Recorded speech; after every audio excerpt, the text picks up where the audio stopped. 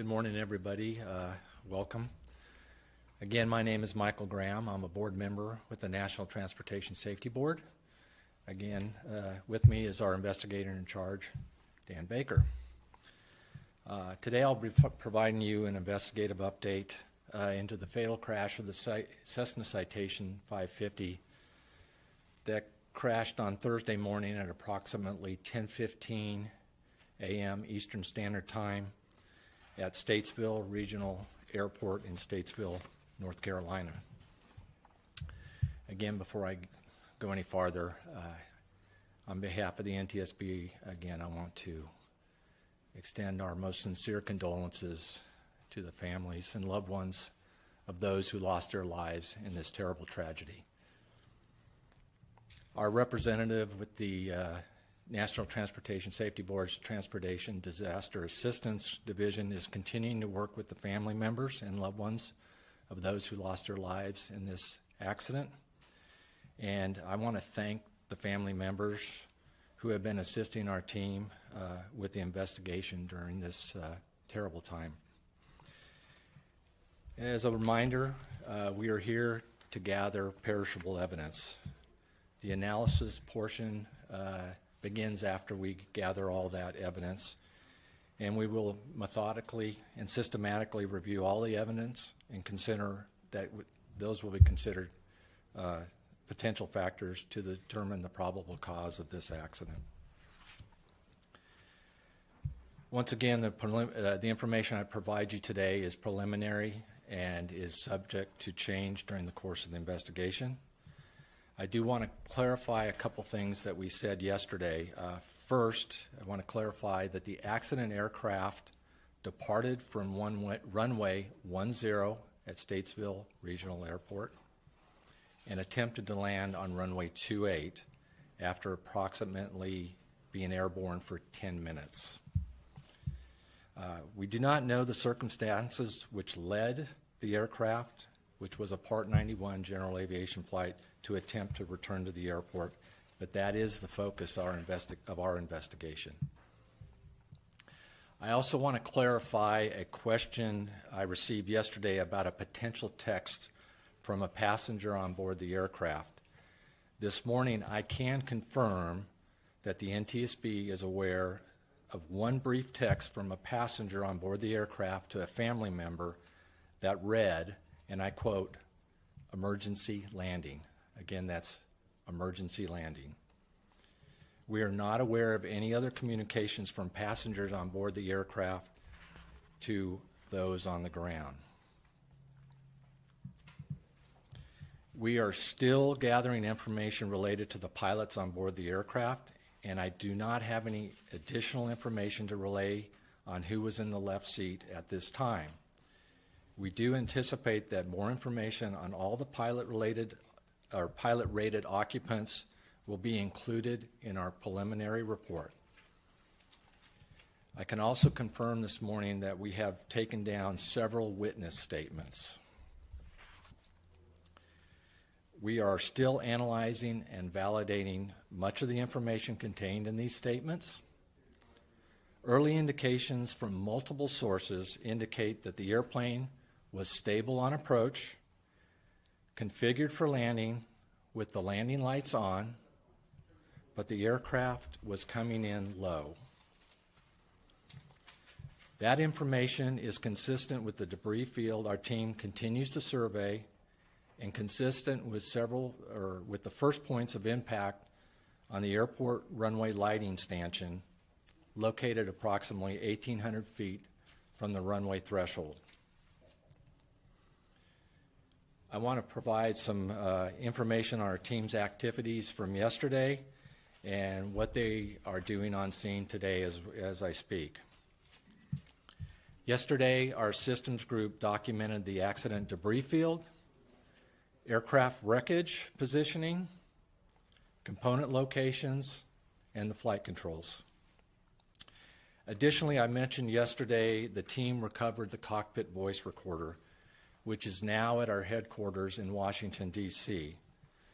Our team today is attempting to extract that information, And I will note again that this aircraft was not required to have a CVR because it was under a Part 91 flight, but it did. The team also recovered additional avionics equipment, one being the ground proximity warning system, a Garmin G750 display, which is also known as a multifunction display, and various cockpit instruments.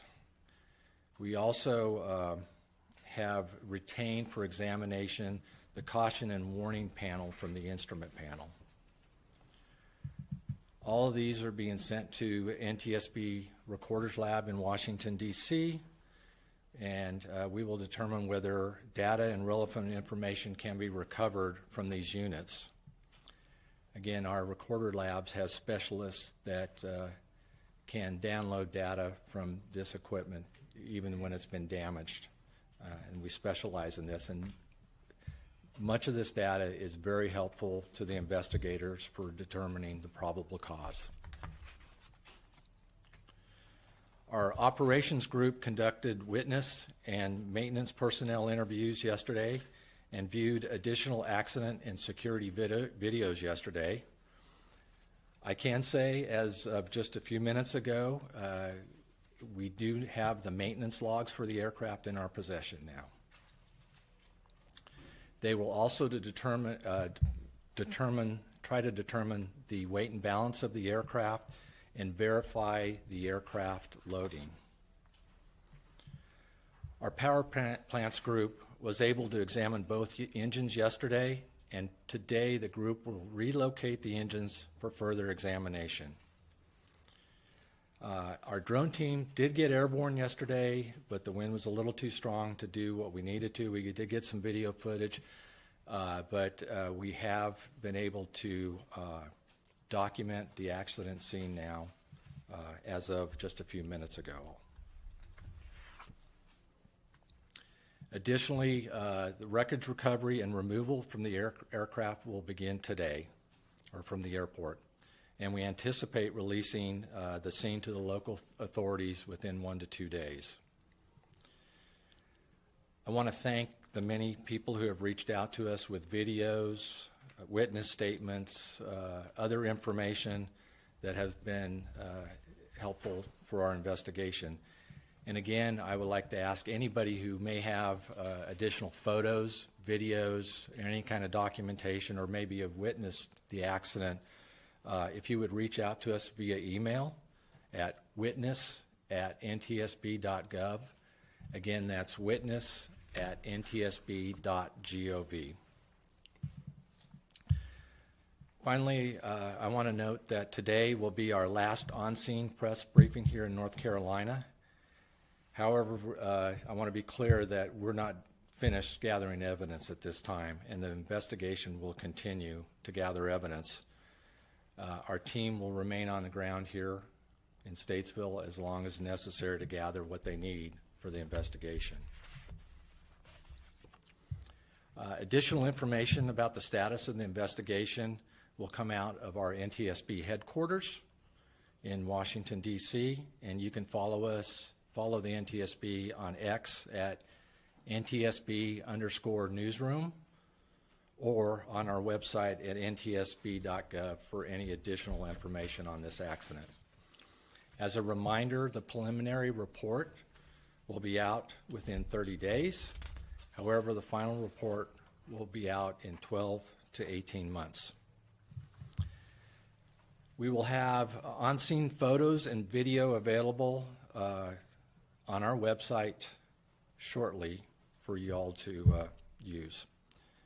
I will take a couple questions here. A reminder, raise your hand when I call on you. Please state your name and affiliation. Glenn Counts with WSOC in Charlotte. Outside of the aircraft being low, have you talked to any witnesses or have you seen any video that would indicate that the aircraft was in any kind of distress coming in? Okay, the question is, Do we have, from the witnesses and any video, to verify what the witnesses said about the aircraft being low, or any indications that something may have been wrong with the aircraft? At this point, we have seen some of the videos. We have talked to various witnesses, some of them that are pilots and things like that. We don't have any information to determine if there's something, what emergency might be going on in the aircraft. It did look like the aircraft was configured appropriately for landing, but it was low in the videos also. But we have no other indications of what might have been going on at this time. Joe Marusak, Charlotte Observer. I just thought if I could ask two questions quick. How low was it? And then also, who was the family member and who did they text? Okay. First, let me go with the first question. How low was the aircraft? Well, the aircraft was lower than a normal glide slope for the airport, and the fact that it contacted the approach lighting stanchion it tells you that it was basically level or below the runway level at that point, because the runway is up on a hill a little bit. But that's part of where we'll determine exactly where it is. The other question you had was who was the family member that provided us with the text. We're not going to share that at this time. We need to be mindful of what the family's going through right now, and we appreciate them sharing that to us at this point. Is it unusual, what is the challenge in trying to figure out who the pilot was in this case and who was sitting in that left seat? The question is, what is the challenge of determining who the pilot was and who was sitting in that left seat? At this point, we have a lot of really good information, and we're fairly confident with at least the left seat occupant, but we need to verify that, right? We need to be accurate in what we do. And we also, from a survival factors point of view, which is part of what we investigate, we want to know where everybody was sitting. And that's a little more difficult in a crash like this. Thank you. You had a question here.